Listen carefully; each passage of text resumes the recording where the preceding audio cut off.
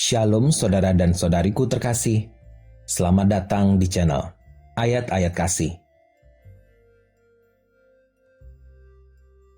Kain kafan Turin, atau dalam bahasa Inggris disebut sebagai The Shroud of Turin, adalah selembar kain yang memiliki gambaran seorang pria yang terlihat telah melalui proses penyiksaan secara fisik yang menunjukkan luka konsisten dengan siksaan dalam proses penyalipan. Kain kafan Turin dipercaya oleh sebagian penganut Kristiani sebagai kain kafan yang memiliki gambar serta bekas darah yang digunakan untuk membungkus jenazah Yesus setelah dia meninggal dan kemudian dimakamkan. Saat ini, kain kafan tersebut disimpan di Katedral Santo Yohanes Pembaptis di Turin, sebuah kota di Italia bagian utara. Kain kafan Turin adalah sebuah relik agama yang selama ini paling banyak dipelajari, diuji, dan sekaligus diperdebatkan seputar teka-teki yang menyelimutinya. Sebelum masuk lebih dalam penelusuran tentang kain kafan Turin, silakan saudara dan saudari terkasih tekan tombol like dan subscribe untuk mendukung pengembangan channel Ayat-Ayat Kasih. Sejarah mengenai dari mana asal-muasal kain kafan itu belum diketahui sepenuhnya. Pada tahun 1993, sebuah dokumen yang bernama Hungarian Prayer Manuscript yang ditulis tahun 1192 mengatakan bahwa kain kafan itu ada di Konstantinopel. Manuskrip ini juga berisi gambar saat Yesus sedang dikuburkan, dan gambar pada manuskrip tersebut persis dengan citra atau gambar yang terdapat pada kain kafan Turin. Dari Konstantinopel, kain tersebut kemudian diduga dicuri pada peristiwa Perang Salib dan pada akhirnya sampai ke Eropa. Geoffrey de Charny, seorang tentara dari Perancis, menulis surat kepada Paus Clement VI dan mengatakan ia ingin membangun sebuah gereja di Liraye, Perancis, sebagai ucapan syukur. Ia juga mengatakan bahwa kafan Yesus ada di tangannya. Selanjutnya tahun 1355 adalah tahun pertama kafan itu diperlihatkan untuk umum di Liraye. Pada tahun 1578, kain kafan tersebut dibawa ke Turin, Italia, untuk selamanya disimpan di sana dan beberapa kali diperlihatkan untuk umum. Setiap kali diperlihatkan untuk umum, para peziarah berbondong-bondong datang untuk menyaksikan kain kafan yang dipercaya digunakan oleh Yesus tersebut. Pada masa Perang Dunia II, kain kafan Turin sempat dipindahkan secara diam-diam ke Napoli untuk diamankan. Namun akhirnya kain tersebut dikembalikan lagi ke Turin pada tahun 1946. Kain kafan Turin juga pernah menjadi incaran Adolf Hitler. Ia membuat skenario pencurian setelah kunjungannya ke Italia pada tahun 1938. Untungnya, aksi itu digagalkan oleh beberapa rahib berani Benediktian. Meski antek-antek Hitler menemukan lokasi rahasia penyimpanan relik suci tersebut, namun tangan mereka tak bisa menyentuh kain kafan Turin, sebab sekelompok biarawan mengelilingi altar tempat kain keramat tersebut disimpan.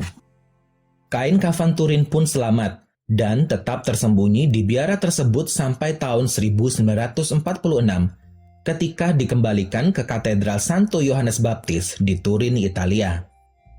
Kain kafan Turin sempat terbakar pada tahun 1532 sehingga menghanguskan lipatan-lipatan tertentu akibat peti perak penutup kain itu meleleh terbakar. Lalu suster-suster Claris memperbaiki kain itu. Kebakaran juga terjadi pada tahun 1997 di Kapel Santo Giovanni, salah satu kapel yang ada di Katedral Santo Yohanes Pembaptis di Turin. Pemadam kebakaran harus mendobrak 4 lapis kaca pelindung anti peluru untuk bisa menyelamatkan kain bersejarah tersebut. Tercetaknya wajah Yesus, yang kemudian menjadi acuan berbagai lukisan atau patung Yesus itu, memicu debat soal keasliannya. Dan setelah kembali dipamerkan untuk pertama kalinya dalam 10 tahun, perdebatan itu tampaknya tengah menuju ke hasil akhir. Berbagai referensi sejarah soal kain kafan Yesus sudah tersedia.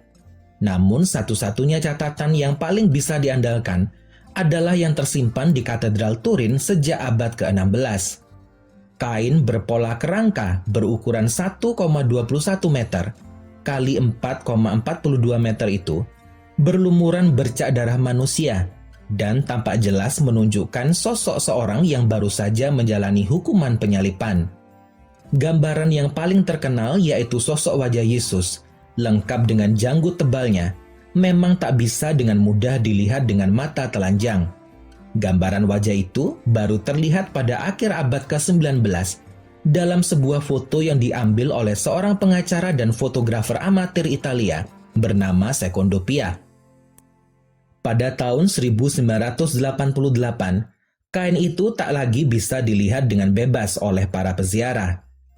Para ahli penanggalan karbon dari Universitas Oxford Zurich dan Arizona saat itu membuktikan kain kafan itu adalah buatan abad ke-14 antara tahun 1260 sampai 1390, sehingga dapat disimpulkan bahwa wajah yang tercetak di atasnya bukanlah wajah Yesus. Namun dua studi berikutnya yang dilakukan pada tahun 2005 dan 2013 menunjukkan hasil sebaliknya. Studi lanjutan tersebut menemukan bahwa kain itu memang betul-betul berasal dari zaman Yesus. Studi ini mendukung pernyataan yang dikeluarkan oleh Ian Wilson, seorang sejarawan yang telah banyak menulis buku seputar masalah ini. Ian Wilson yakin bahwa kafan Turin itu memang kain yang membungkus jenazah Yesus. Wilson berpendapat bahwa sampel yang diambil untuk penelitian tahun 1988 itu diambil dari tempat yang tidak seharusnya, yaitu pojok kiri atas. Sebelum tahun 1840, satu-satunya cara memamerkan kain itu adalah kain itu direntangkan dan dipegang oleh sedikitnya 3 orang uskup, sehingga sangat mungkin ujung kain itu sudah terkontaminasi. Keraguan lainnya adalah sampel yang diambil adalah bagian yang sudah diperbaiki dengan menggunakan kain biasa. Seperti sudah dijelaskan sebelumnya, bahwa kain kafan Turin nyaris terbakar tahun 1532 dan tahun 1997, sehingga asap kebakaran mengakibatkan banyak pengaruh. Semua faktor inilah yang memungkinkan penelitian karbon menjadi tidak akurat, bantah Wilson.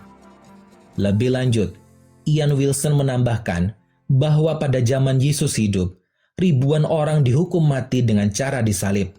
Namun, satu hal yang berbeda dalam proses penyalipan Yesus adalah adanya mahkota duri, dan di atas kain kafan itu terdapat noda luka tusukan di sekitar kepala yang terluka. Dan meskipun banyak lukisan yang menggambarkan Yesus dipaku pada telapak tangannya, namun kain kafan itu menunjukkan bahwa Yesus dipaku pada pergelangan tangannya. Cara memaku pada pergelangan tangan, papar Wilson, adalah agar tubuh Yesus tetap bisa tergantung di kayu salib. Kain kafan Turin masih banyak diperdebatkan bahkan sampai sekarang. Beberapa ahli berpendapat bahwa kain kafan Turin tidaklah lebih dari lukisan semata, atau bukan benar-benar kain yang digunakan untuk membungkus jasad Yesus. Di lain pihak, ada banyak juga usaha untuk membuktikan keasliannya. Semua usaha pembuktian asli atau tidaknya sebuah relik adalah usaha untuk membuktikan asli atau tidaknya sebuah relik. Ketika sebuah relik dianggap bukan sebuah barang otentik, tidak akan bisa menyangkal sebuah kenyataan bahwa Yesus Kristus, Anak Allah yang tunggal, menyerahkan nyawanya untuk kita, orang-orang yang dikasihinya.